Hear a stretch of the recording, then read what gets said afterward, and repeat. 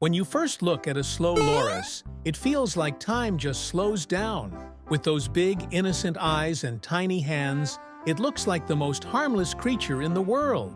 But here's the strange part. This adorable animal hides a secret. When it feels threatened, it raises its arms like it's asking for a hug. But what it's really doing is preparing its venom. It licks a gland on its arm, mixing the venom with its saliva. Then, with one bite, it can deliver a toxin strong enough to cause intense pain and even rot the flesh. It doesn't look dangerous, it doesn't move fast, but the slow loris is proof that nature loves surprises.